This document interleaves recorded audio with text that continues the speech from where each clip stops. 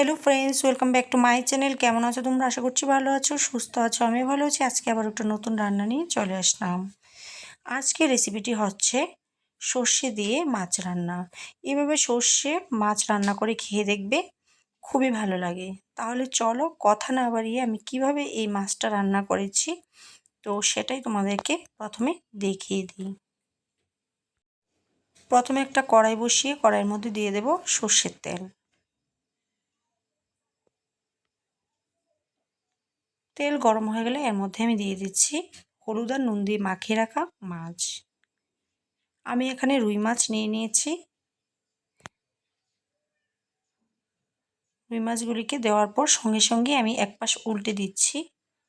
তো সঙ্গে সঙ্গে দেওয়ার পর এক পাশ উল্টে দিয়েই তারপরে কিন্তু মাছগুলিকে নামিয়ে নিতে হবে। বেশি ভাজা যাবে না, তাহলে কিন্তু আবার ভালো লাগবে না। এবারে হচ্ছে মাছগুলিকে আমি নামিয়ে নিচ্ছি একটা প্লেটে।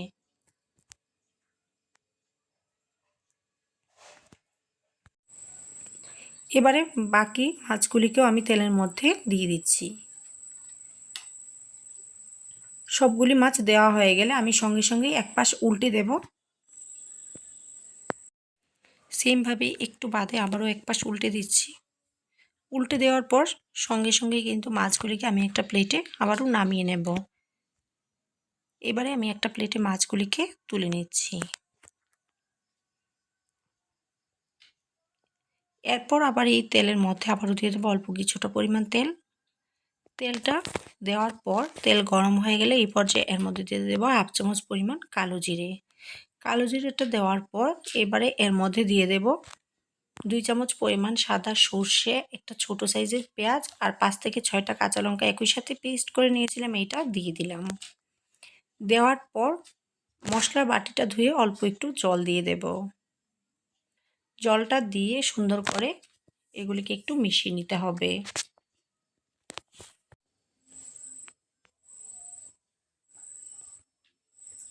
এবারে এর মধ্যে দিয়ে দিচ্ছি নারকেল পেস্ট।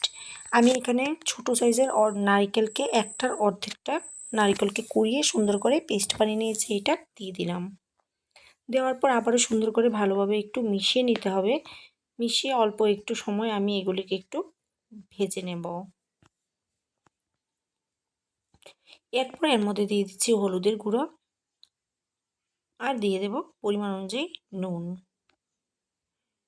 দেওয়ার পর খুব সুন্দর করে আবারও দিয়ে দিচ্ছি কাঁচা লঙ্কা।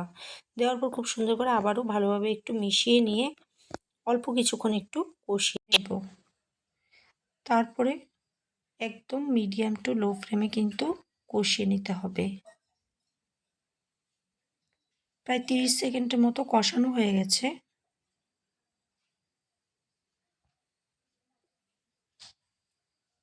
এই পর্যায়ে এর মধ্যে দিয়ে দিচ্ছি জল। জলটা এই অনুসারে দিতে হবে যাতে গ্রেভিটা বেশি পাতলা বা ঘন না হয়।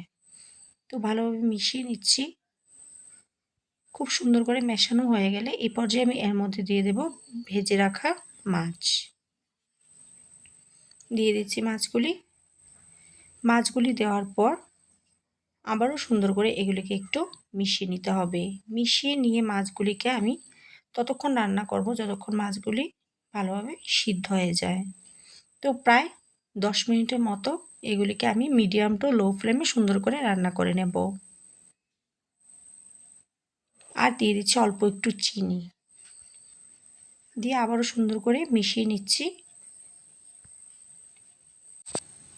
প্রায় 5 মিনিট পর ফিরে আসলাম। তো আবারও সুন্দর করে মাছগুলিকে ভালোভাবে একটু উল্টে পাল্টে সুন্দর করে মিশিয়ে নিচ্ছি। তো তারপরে আবারও 5 মিনিটের মতো আমি এগুলিকে একটু রান্না করে নেব। তো আবারও 5 মিনিট পর ফিরে আসলাম। মোট 10 মিনিটের মতো মাছগুলিকে ভালোভাবে রান্না করে নিয়েছি। এ পর্যায়ে কিন্তু আমার রেসিপিটা সম্পূর্ণ রেডি।